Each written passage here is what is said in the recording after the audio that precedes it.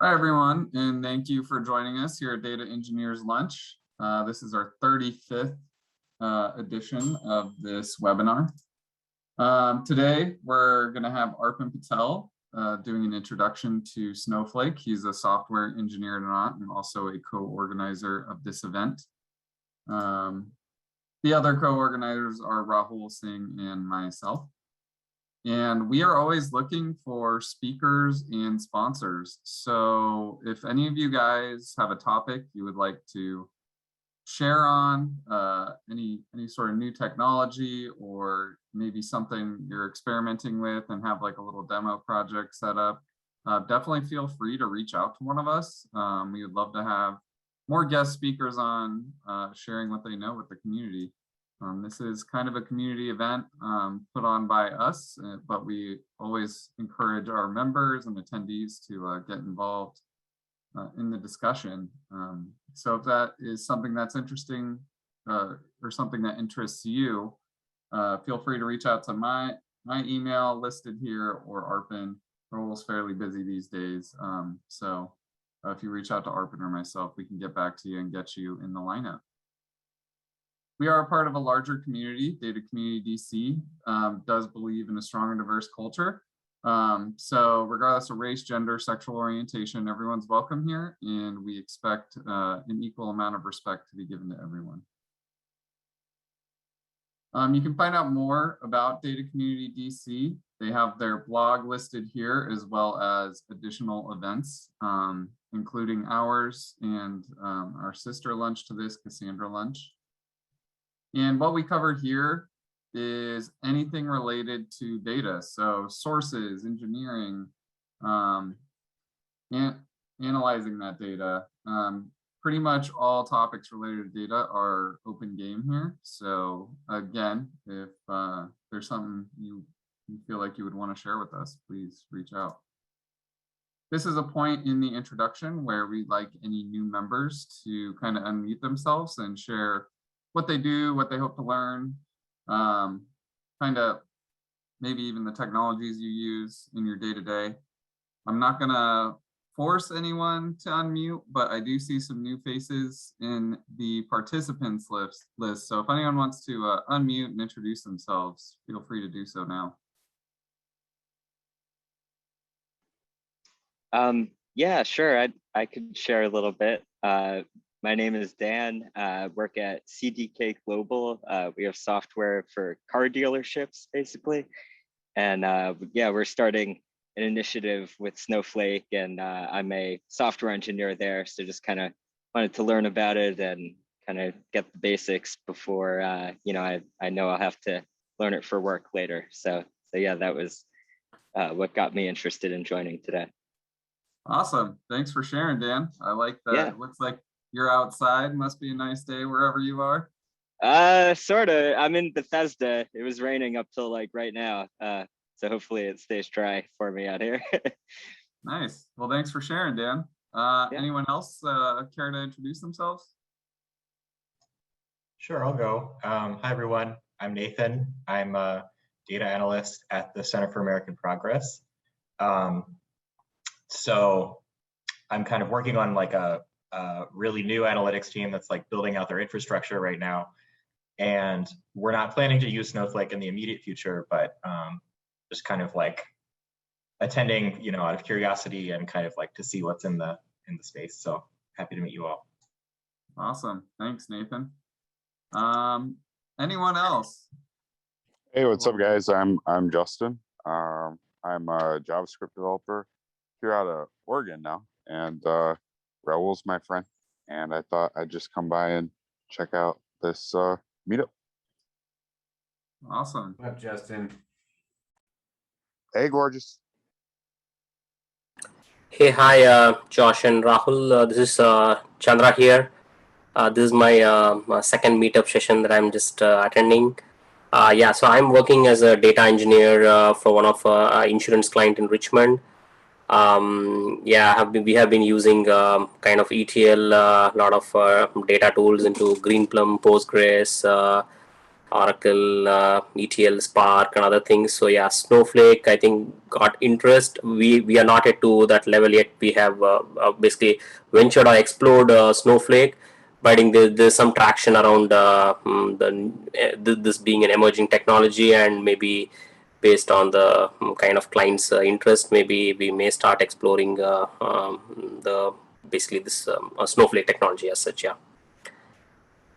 Awesome. Thanks, Chandra. A Yeah. lot of Thank you. interest in Snowflake today. Yeah.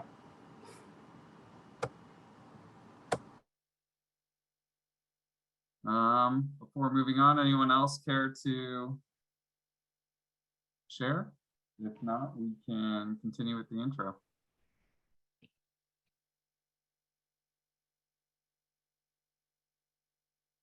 Okay. Thank you guys for sharing. We appreciate it. This is meant to be a discussion and kind of a community thing. So definitely happy to see your guys' faces and hear your voices. So some group rules. If you have a question, ask it. Be polite and courteous to others. And again, share what you know. This is meant to be a discussion. Arpin will have his own set of rules when he takes over as to how he wants questions to be asked. Sometimes it's in the chat. Sometimes speakers are fine if you unmute. So he can go over his own ground rules. Here to not, we work with big data platforms. So mainly Cassandra, Kafka, and Spark, as well as some others. And we put on these community events for you guys so we can all learn together. DataStax is a partner as well. I'm sure you guys are familiar. They are the enterprise version of Cassandra with DataStax Enterprise. As well as when we have in-person meetups, George Washington University or GW University has allowed us in the past to host these events there, and hopefully eventually we can get back to normal and host these meetups in person. Thanks to some of the program sponsors. And again, if you or your company would like to sponsor us, this would be a good area for you to get a shout out, maybe some advertisement. And some of the organizational sponsors to Data Community DC are listed here as well. And at this point in time, we do like to open the floor for any jobs, meetups, hackathons, conferences, that sort of thing. If any of you guys have your own events that you would like to plug, now is an opportunity to do so.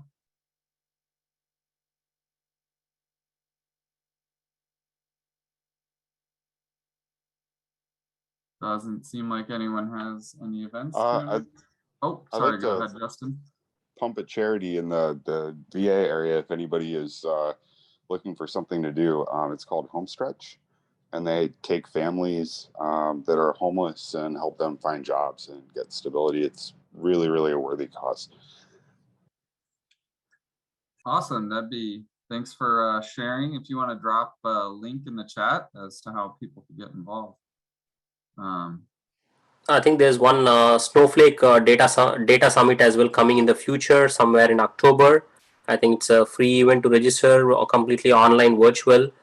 I think they have a lot of sessions they have posted as a full 2-day agenda. So if someone wants to explore that as well, I think that is somewhere, I think in sometime in October 1st or 2nd week, if I'm not wrong. Awesome. Thank you, Chandra. Yep.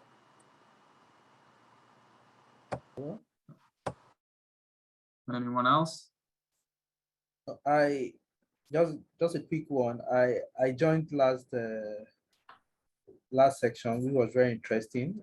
Chidi from Africa, so I'm happy to be in this community to learn and also to share my knowledge. And secondly, I don't want to say in the next few months I'll be out from my contract job as a data science. If anybody's willing, I'm open for a new job maybe in 2 months' time. Awesome. Yeah. We are always hiring here to not. Actually, the next slide. So perfect. So full or part-time positions for data platform operators, engineers, and architects.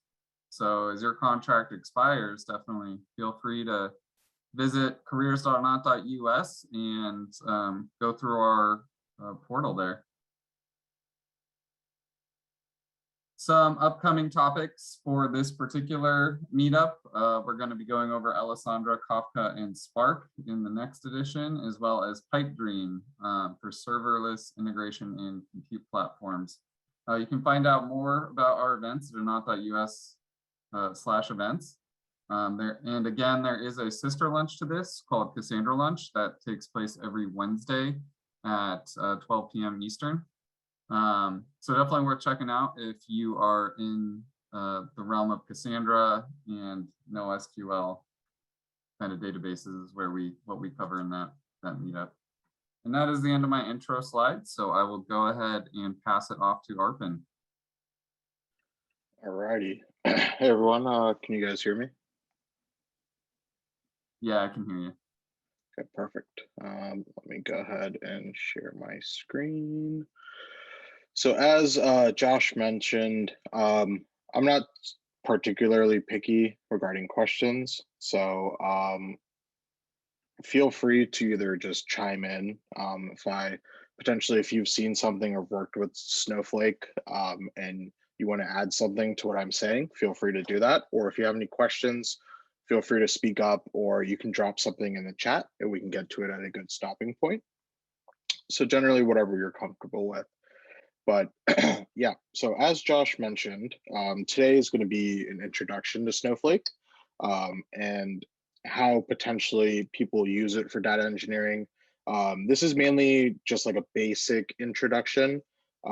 So my plan is to potentially turn this into some kind of series, because I know they have a Spark connector, and they don't have a native Cassandra connector, but we work with Cassandra on a daily basis. So it might turn into a part 2 where we actually build out some kind of code, use Spark to talk to Snowflake and Cassandra, maybe do some ETL there. But yeah, we're just going to focus on an introduction and introduce Snowflake to people who may have not heard of it or have started to look into it. So Snowflake, it's a data cloud, essentially a SaaS, software as a service. So meaning when it's a platform like a SaaS, there's no hardware that you have to install, configure, or manage. They do it for you. Generally, they also handle maintenance, et cetera, et cetera, et cetera. So if you guys are looking to potentially migrate your internal, maybe ETL processes or BI processes from a private server or hardware based into a software as a service that's hosted in the cloud, Snowflake could potentially be an option for you guys. And so Snowflake enables data storage, processing, and analytic solutions that are pretty fast and easy to use. They have a couple different pricing options. So depending on potentially the size of your compute or the size of your organization, there are different tiers, and we'll talk a little bit about that. And one thing about Snowflake is it's not necessarily built on any existing database technology or quote unquote big data, like Hadoop, which a lot of the big databases or big data handling management systems are kind of derived from. Rather, they have their own SQL query engine. I believe it's called SnowSQL, but essentially they're DML, like their data manipulation language, is very, very, very similar to SQL or SQL. So if you're familiar with relational databases or SQL in general, I think you'll be able to pick up how to do Snowflake queries pretty easily. So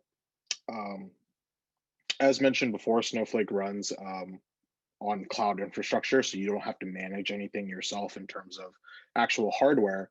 And then also Snowflake has a bunch of different CLIs, drivers, connectors, and they run in the public clouds. So depending on what your company uses, or personally, whatever you prefer between Azure, GCP, and Amazon, you can pick and choose which cloud and which region you want to run your Snowflake service out of. So Snowflake uses virtual compute instances for its compute needs and storage service for persistent storage. So kind of their documentation is pretty fleshed out. So if you're interested, I may not necessarily go super into depth of how it works because even I'm not an expert in Snowflake. I just want to introduce the concept. Definitely take a look into their documentation. I recommend it. And so kind of a diagram of how it works is to the right, but we'll just keep going. But as mentioned, Snowflake, because it's kind of a software as a service and it runs in public clouds, there's not really an option for on-premise or hosted like on private clouds. So that might be some kind of limiting factor depending on what kind of industry you work in potentially. Say if like you're working in maybe, well, we'll talk about it a little bit later, but essentially Snowflake also uses a central data repository for persisted data, and then that's accessible via all the compute nodes in the platform. And then Snowflake processes queries using massively parallel processing compute clusters where each node in the cluster stores a portion of the entire data set locally. So it's kind of like, could be similar to sharding, or it could potentially be similar to concepts of a distributed system where data is broken up. So Snowflake architecture. So more on the diagram, you have the database storage layer, which is you can input or load, but it essentially takes loaded data, reorganizes it into its own internalized, optimized, compressed, and columnar format, and then stores that into wherever storage cloud you have. And then the query execution happens in the processing layer. And then these processing queries use the virtual warehouses. And each virtual warehouse is one of those massively parallel processing compute clusters composed of multiple nodes allocated by Snowflake from a provider. So the cloud services that runs on top of that is more for coordinating activities across Snowflake. A lot of stuff that ties into that cloud services layer could also be like authentication, infrastructure management, metadata management, query parsing and optimization, and access control. So connecting to Snowflake, I think that's one of the biggest things, especially that people may want to learn about for Snowflake. It has a ton of different ways you can connect to it. You can use their UI and then kind of just click through and see what you could potentially use. They also have like concepts of data providers, but you could use the CLI and then like SnowSQL, which essentially we'll take a look at once we look at the UI. And then you could use ODBC or JDBC drivers, which could be used by like Tableau or pretty much Spark or etc. And then you can use those to talk to Snowflake.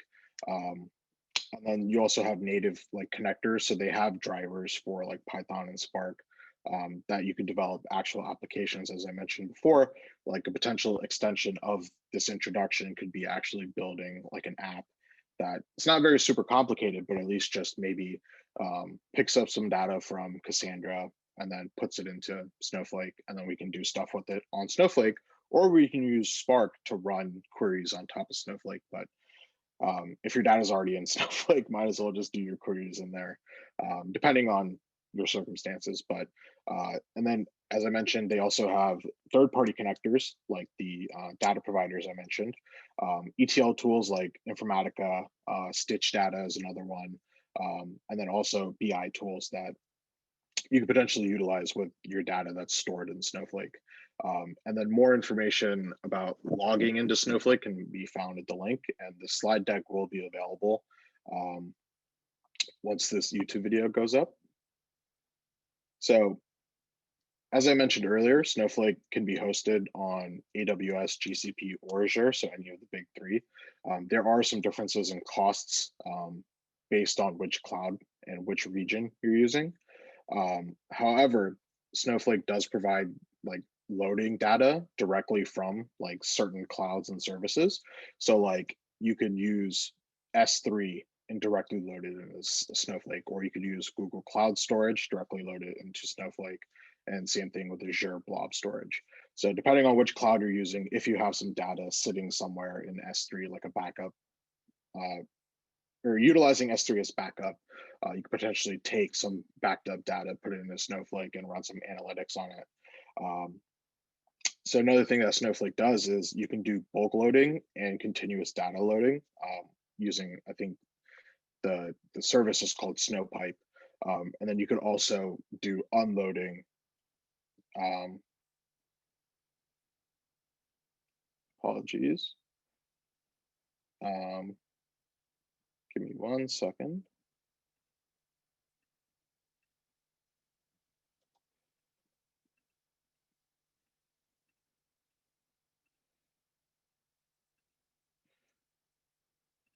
All right, let me bring this back up. Can everyone see the screen? Yep. Perfect. So there are some limitations for GCP and Azure, and you can read more about those on the documentation. I don't think it necessarily impacts what you're trying to do with Snowflake significantly, but again, it could depend on your circumstances and what you're doing with Snowflake. So if you're interested in running Snowflake on GCP or Azure, you could potentially look at those limitations and see how they could potentially affect you. So Snowflake, this is where I guess the main meat of it comes in, is their pricing slash additions, quote unquote. So standard is like the introductory level, and that's pretty much full unlimited access to any Snowflake standard features. And that's generally a good baseline for features, support, and cost. Enterprise is the second level up, and that is essentially everything in standard plus features for like large scale enterprises and organizations. And then above enterprise is business critical. And that's even more. And then also they have stuff for sensitive data. So if you're working in potentially like finance industry or healthcare industry and you're working with HIPAA data, or when you're working with medical history, you have to be HIPAA compliant, right? So if that's something that you guys are working on, you may need to look into potentially business critical addition of Snowflake. And then even above business critical is the VPS, which is the virtual private Snowflake.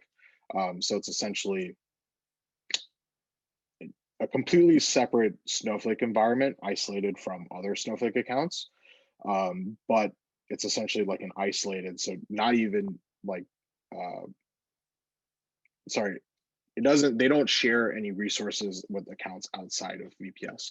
So if you need very like secure, a Snowflake edition, VPS would be like the highest tier. And if you want more information in terms of feature / edition matrix, so like the comparisons with all the check marks between all the features, it's available on their documentation.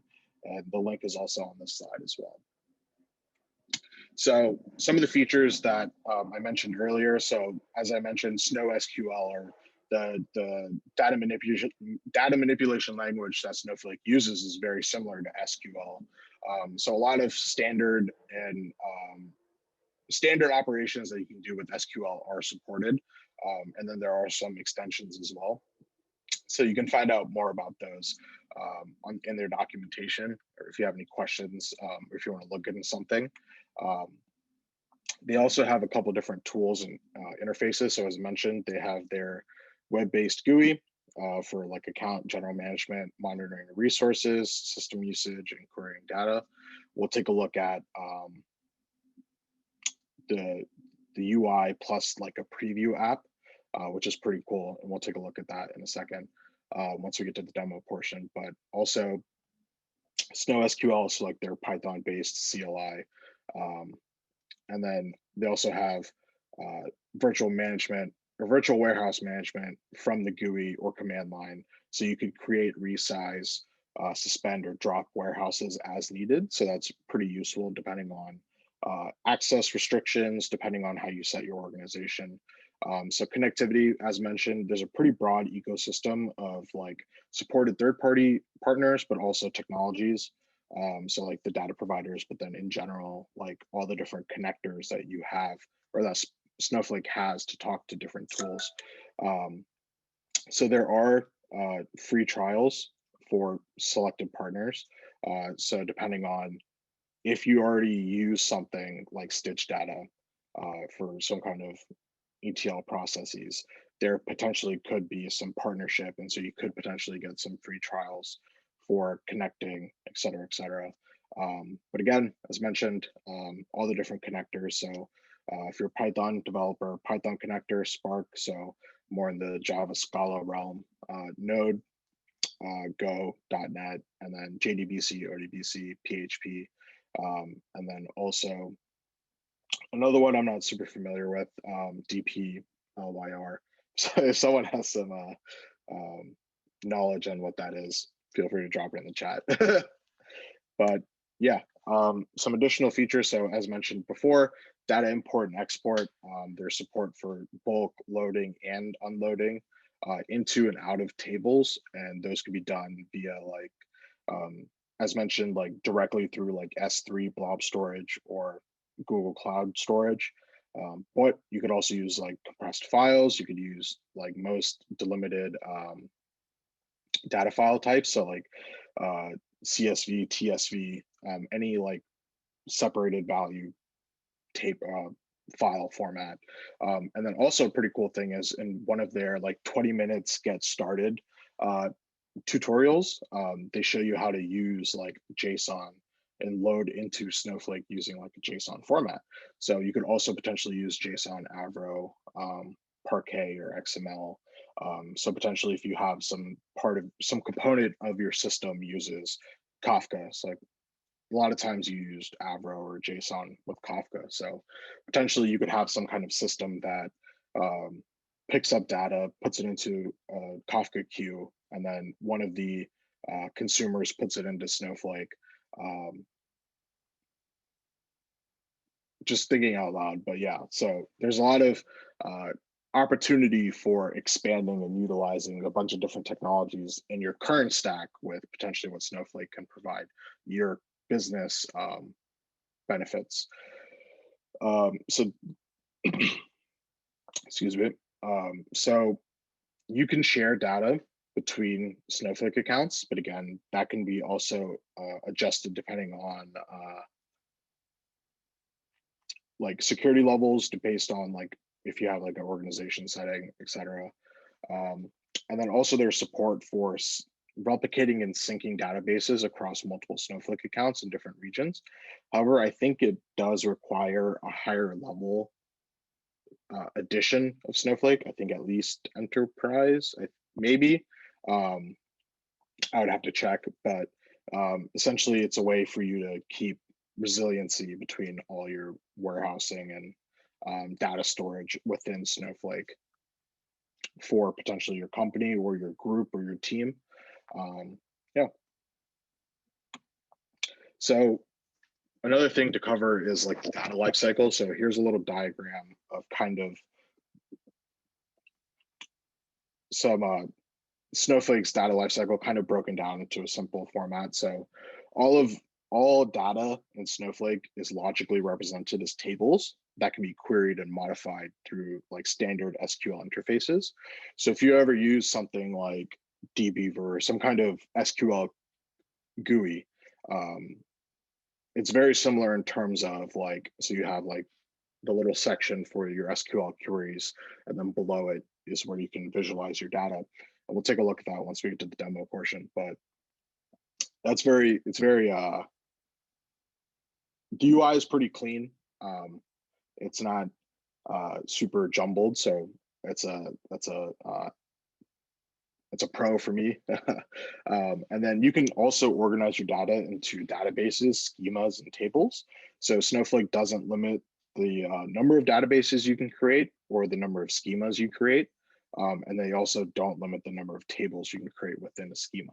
So when you're querying specific like databases and then the schema and then the table, we'll take a look at it once we get to the demo, but you can either type it out or you can also use their, I forget the exact name for it, but essentially it's like a click and select. So like you would pick your database, you pick the schema within it, and then you pick the table within it, and then you just write a simple query. And we'll show you what that looks like. And then you can insert data directly into tables. And so like, again, they're DML or a data manipulation language. can also be done via like external formatted. So I believe they have copy functionality, so like copy command functionality. So potentially, I think it's in the, when I went through it, the 20-minute tutorial, or that's what they call it, but it might take longer or shorter depending on your level of expertise. But they insert data, I believe, as JSON, if I'm not incorrect. So that could potentially be something that's useful to you in your use case for Snowflake. So once data is stored in the table, you can issue a select statement to then query your data as normal as SQL normally does. And then once the data is stored in a table, all the standard manipulation language operations can be performed. Snowflake does support stuff like cloning entire databases, schemas, and tables. So I thought that was pretty interesting. So if you need to create potentially like, or quickly create some sort of CI/CD, quote unquote, or just a staged environment, or like a blue-green kind of system where it's, you have your prod, stage, dev, and you just quickly just insert all your data for prod, or just name it dev and then create a stage in a prod database, schema, or table. That could potentially be something for like testing purposes. So Snowflake does make it easy to do that.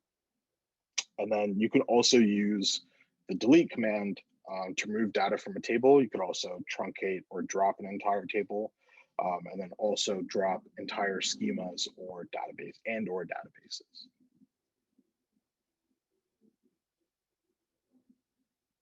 So getting to the portion section, or the demo portion, I'll stop here, see if anyone has any questions or any comments about Snowflake that they've seen that could potentially be helpful to everyone here.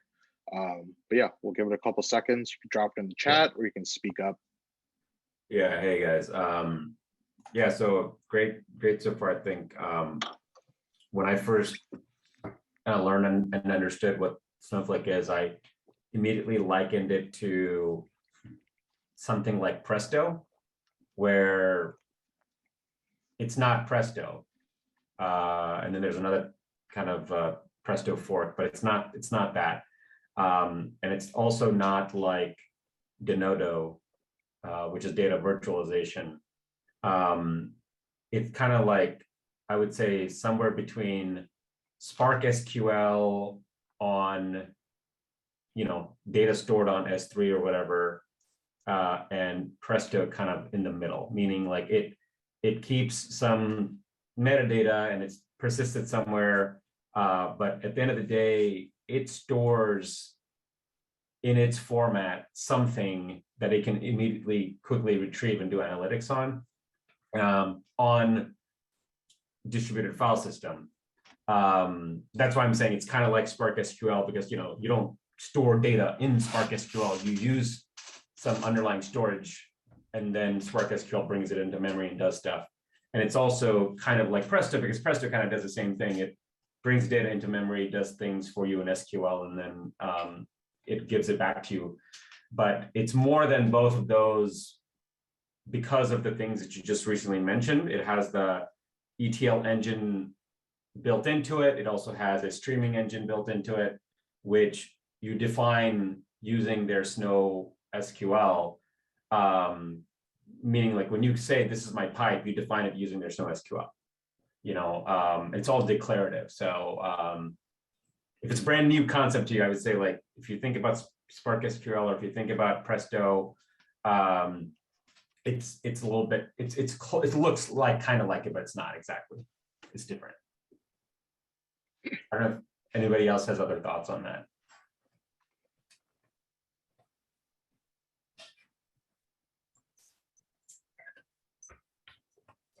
And the other comment I just remembered is that people also liken it kind of like to a data warehouse, where a data warehouse database is engineered for massive amounts of information and for running SQL on massive amounts of information.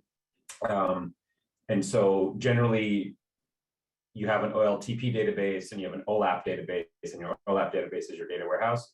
So Snowflake is an OLAP database. Like, I was talking to somebody at like an Azure conference about, you know, obviously this is for OLAP, right? And the sales guy was like, no, you can do lots of transactions on it. And it's usually the salespeople that don't understand this, but it's the same thing with like Databricks, you know, Spark SQL. Like, you don't do transactions on top of these type of databases. You just bring data into it and you do analytics on it. And so you may be able to do like 50 people asking for data, you know, using BI tools, and it'll continue scaling, but it's not for like hundreds of thousands of users asking for that information. That's not what it's for. It's for dump data in and do really, really expensive analytics on it, do some BI stuff on it for people inside a company, not necessarily like everybody in the company or everybody in the world that's talking to it. Yeah, I think that's a good point to make. It's mainly for an internal. I would not recommend it in terms, or you'd rack up a very, very hefty bill if that's something you opened up to the public. So BP asked in chat, yeah, and I think Chandrasekhar also responded. Yeah, so 30 days was what I saw. However, they did not require a credit card. So as Chandrasekhar mentioned, you can just use a different email. So the only things that the sign-up form asked you for were for your, I don't even know if they asked for a name, but they asked for an email, and then company, and then which version you wanted to trial.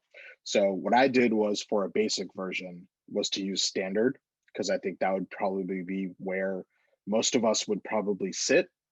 Maybe if you're in a more enterprise level organization or like a business critical, you could potentially trial those. But I think for our purposes, just taking a look at the standard, so that way it's a more broadly reaching level would be more applicable. So what we're gonna do, what I was gonna say is that, like, if you're trying to learn it for your own kind of personal growth, professional growth, I think this is a relevant conversation. But if you're working for a company that's evaluating it, you know, the way I would look at it is, like, if our company were to evaluate it, I would ask the question, if I wanted to do the same exact thing on Redshift, or if I wanted to do the same exact thing on Spark SQL or Databricks, how much effort would it take to get that thing up and running? That alone, with the time worth of our team, is worth way more than thousands of dollars, right? Like, just a day is worth thousands of dollars, right? So if I could even spend $500 a month to evaluate it, and see if it works out, that's saving thousands of dollars. And this is one of the things, again, I'm not a Snowflake like fanboy at all.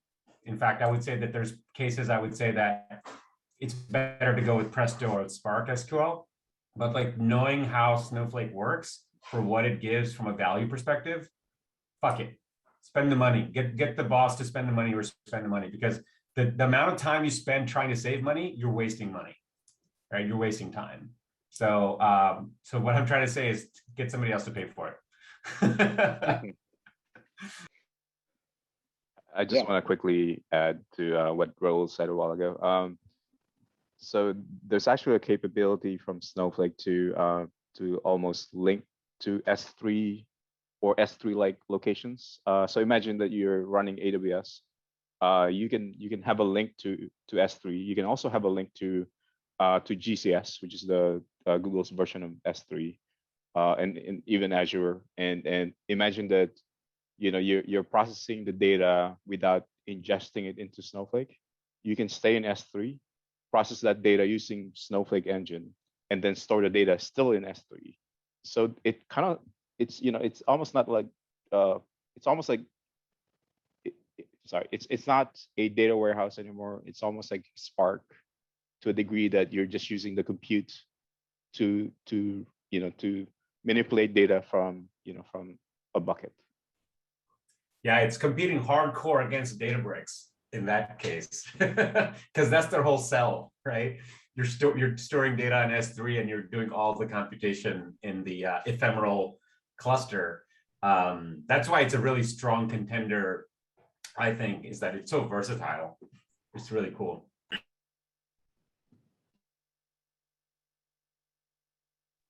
All righty. So we'll go ahead and take a look at the UI. Oh, before I get there, but just like resources, as mentioned, their documentation is pretty good, and they have a ton of like tutorials and videos depending on like technology you're trying to connect, or how to do certain operations. Like, so they might have a tutorial on how to load like CSV format into Snowflake. So if you're interested, definitely check it out. I think it was super helpful for the things I quickly like skimmed through and watched. And their documentation is pretty fleshed out with screenshots and everything, etc. In terms of how to do certain things. So definitely recommend it if you're learning it for the first time, because it is helpful. So getting to Snowflake, is everyone able to see the UI? Okay, great. So generally, once I spun it up, this is what came with it, right? So there's like a demo DB, Snowflake sample DB, and then we have these schemas within it. And then within these schemas, we have our tables, right? So just clicking through the UI, so that way everyone can kind of see it. You can see like origins, creation times, owners, comments. You can also see the number of databases you have. You can do refreshes. You can create one like with the click of a button instead of having like a DML query. You could also do it with the manual like clone, drop it, transfer ownership. And then if you like click on one, so look at like the Snowflake sample data, we can see all the different tables here, the schemas that they're related to. So you can have multiple tables in schema, multiple tables in another schema, and then sort them based on that. Also look at creation owners, and then look at the rows size. So just the demo data that they gave us, one of the tables has 288 gigs of rows. So it's what, 1, 2, 3, so 288 billion rows, and then has a size of 10 terabytes. So we can probably just run a quick query on this and see how fast it works. But so I'll keep this one in mind, but we can then within these create new tables, like tables, or clone them, load data, drop data, et cetera, et cetera. So looking through, we can also see any views that are created in your schemas or in your database. Then further drill down on the different tables or schemas, apologies. Stages, currently there are none. File formats, if there's any designation of them. Sequences and pipes. So I think pipes is more for the ETL capabilities that Snowflake could potentially provide. So going back to shares here, this is where data sharing, so you can share within your organization. Data marketplace is kind of where I mentioned where you can have third party stuff. Like if I into this and then let it load, I think I might need to log in, but I'm not sure. We'll see what happens. While that loads, we'll take a look at the next one, which is warehouses. Currently suspended, but you can very easily create, configure, suspend, resume, drop, transfer ownership, etc. So the UI is very clean from what I'm seeing, and it's very user friendly. So necessarily, if you hand this off to potentially like technically savvy people that are running BI, so you're like business analysts who know some SQL but aren't necessarily on the engineering aspects of work, they could potentially still use this as needed to do what they need to do with that Snowflake is talking to or is within Snowflake. So yeah, so looking at the marketplace, there's a bunch of different third party. Trying to look for one that's very easy, but just like clicking around. So this is the app, but let's see if I can see it. So I think it was in Stitch I mentioned earlier. So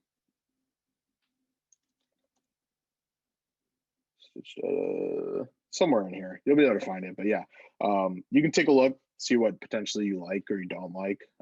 So the people who are on the call that we're evaluating, see if it makes sense for your business. So then worksheets is the main like quote unquote GUI that we mentioned. That's kind of like dbeaver, if you're familiar with dbeaver.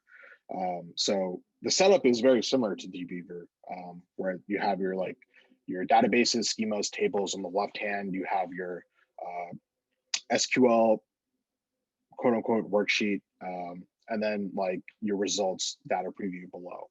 So if we go back to the databases here and we look at, so the database Snowflake sample data, we'll look at store sales. And so that's the schema TP SF100. Okay, so if we go back to worksheets and we go to store sales, and then we can see some metadata regarding the table within like directly in the UI. So you don't, I think dbeaver does it over on this side, but essentially you can see like the number of rows, size of the table, kind of the schema setup. So it's your columns, column types. So depending on what you're doing with your data, you can potentially utilize that if you're using an outside tool like Spark or something to potentially take your data from Snowflake and put it somewhere else that potentially is not connected to Snowflake or doesn't have one. You can easily just preview your data here. And again, this is a pretty large 10 terabyte size table. So it might take a little bit more time, but that was what, like 6 seconds, I think, loading.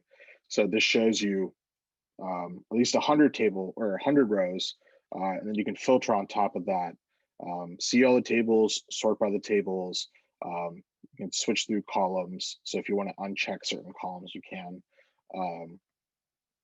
And so what you can do is also look at the details of the rows to see additional potentially metadata they might find useful. Also find history, et cetera, et cetera, et cetera. So one thing we'll look at here, we'll essentially just replicate the same query that the data preview gave us. So we'll just run a select all. So as I mentioned, there's a couple ways to do it. And I found something pretty cool that Snowflake does is if you double click the table name, it'll show up like this. So you could potentially just do a select all from, right, and then run it. And so that's like an easier way to just quickly get your table name. And then we can see the duration of the task or the execution rather. So we see go to data, back data. So another way to do this is instead of doing from clicking where it's like place name and SQL, which we just did. Or you could do it with a tab drop down. Otherwise, what you could also do here is go to your, it's like, I guess, role / warehouse / database / schema, as I mentioned before. So where we can select our database would be Snowflake. And then from the schema, once it loads, we would do, I think it's what, SF100 TCL, SF100 TCL. So if we click on that, there we go. And we see that we're in a very specific schema here. So we can just do select all from store sales. And if we run that, we board it and then run it real quick. Just wait for it to go through.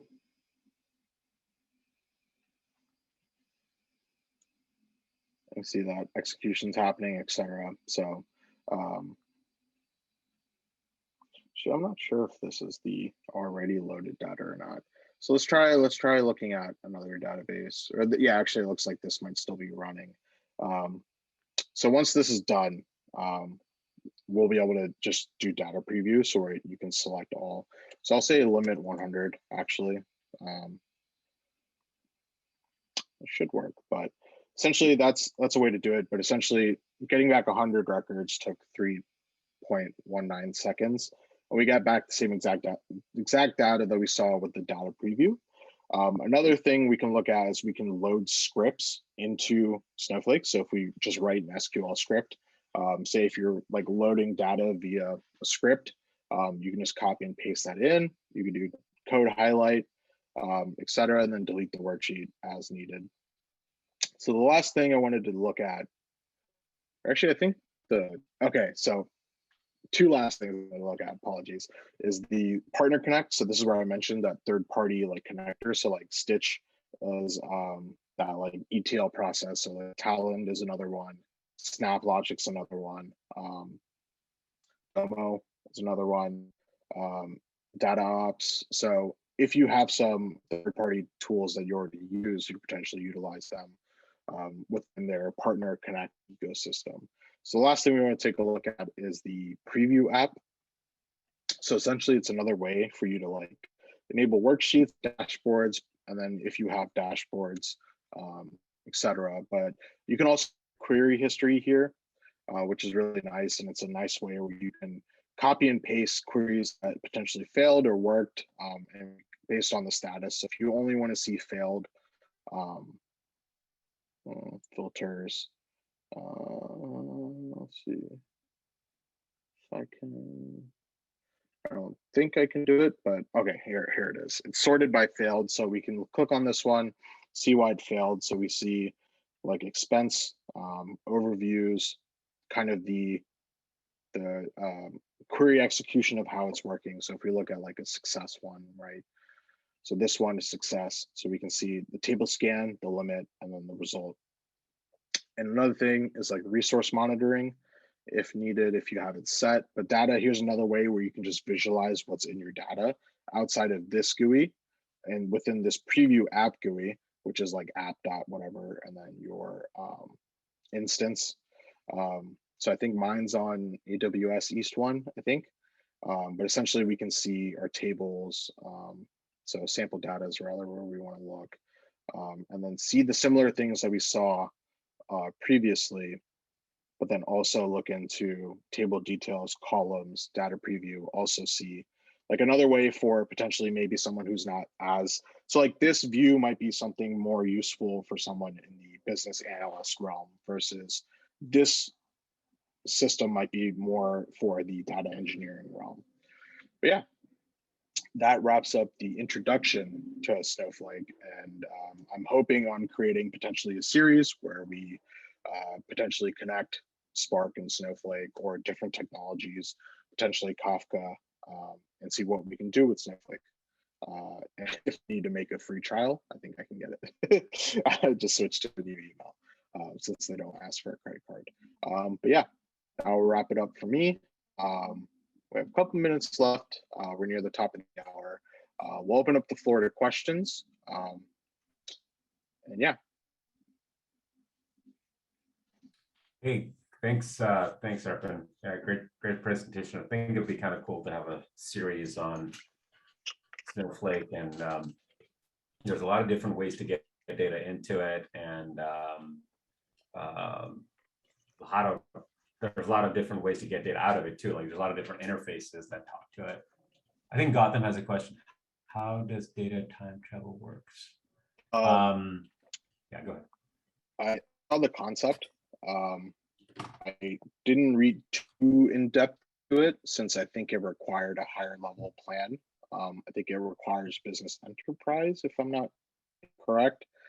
So I didn't focus as much on it. If someone else is familiar with Snowflake's data time travel, feel free to answer. Yeah, so it's similar to like how I think it's similar to the way that FaunaDB has it, where basically it stores everything, every variation of the data as it comes in. And so when you do a time travel, you're basically saying, at this point in time, if we ran this query, what would it be? And the only way it knows that is if like a record was updated yesterday and the day before and the day before, and the values were different, then you're basically going back in time in the sense that it has all the transaction log of what was updated inside Snowflake, right? So obviously it's not going to do time travel on data that you loaded all yesterday, because technically all the data came in yesterday, right? Or like BG was talking about, if you load data from S3 or from outside sources and you do a compute on it, then it can only do a compute on that information. But if you're continuously bringing data into Snowflake, then it has a transaction log of all of that. So at a given point in time, and so the way I would imagine it's doing is it's also partitioning everything based on time internally somewhere, right? It's just a big data warehouse that has another dimension on that data, and it can just do a query on it. I don't know if anybody else has more to add to that, but that's kind of my understanding of it. I think that's exactly right. The way that you described it, they should have called it undo, because that's like another way of looking at it. Just undo whatever you did because it failed, and go back to a previous state. The other thing, the last thing that I'll mention about that is that because it's doing the partitions in time, now you actually have an embedded change data capture. They're calling it stream. Yeah. So you can actually track those, like what happened since that time, so that you can only have a subset of that into a separate table. Thanks for the presentation. I need to jump off. Good job on the presentation. See you guys. Thanks. Yeah, I think Chandra has a comment too, and I also have to hop off. But thanks, Arpan. Have a wonderful rest of the day, folks. Yep. Chandrasekhar, will these slides? Yeah. So the slides in the recording will be available on our YouTube channel, youtube.com/AnantCorp. And there'll also be a blog that goes with it. It should be up in the next few days as we process it and get everything published. So iPhone de Larissa, I'm assuming that's just the last name, but in an OLAP environment focusing on providing BI analytics, do you think Snowflake is the best option? Spark SQL Databricks offers the same functionalities. So I'm not super familiar with the BI aspects of Snowflake. I haven't had the chance to look into it or try it out.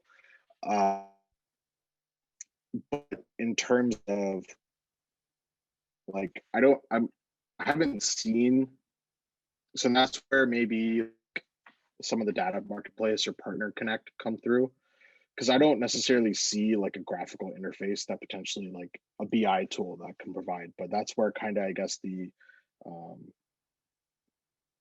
connectors come in. So like I believe you can use the JDBC to connect to Tableau. So potentially that might be a way for you to utilize Snowflake and Tableau, but again, that could potentially be limited by your cost and use case. In terms of Spark SQL Databricks, so kind of what Rahul was mentioning. So they have similar functionalities in terms of like software as a service, right? So it's depending on your use case. So if you need to store your data within Snowflake versus if you're just running some kind of analytics process on top of it, it might make more sense to use Spark SQL on Databricks, right? Because you already have your data stored somewhere and you already are potentially visualizing it in like a separate environment. So if you already have processes that are running like Spark SQL and it's running efficiently and it's running within your cost ratio, it may not be worth it to switch. But again, that's where kind of, I guess, the free trial could come into play. Potentially you could work to load your data in the same data, like potentially make a trial environment, create a test database, test schema, test table, or test tables or schemas, load your data in, run your analytics processes through Snowflake and see how it potentially could compare in terms of processing speeds, but then also cost, because that's really what it comes down to, right? So it's, is it worth it for you to make that transition from Spark SQL on Databricks to Snowflake for your potential use case?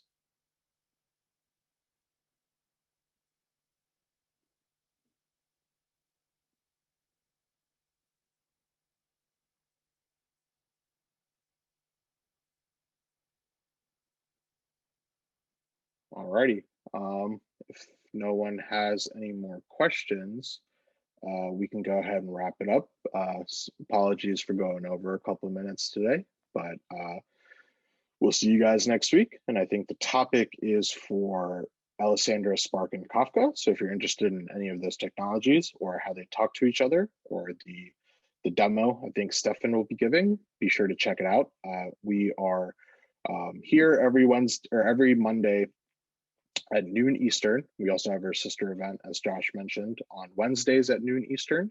All the events are recorded and put onto YouTube at youtube.com/Anantcorp. So it should be the same Zoom link, Chandrasekhar.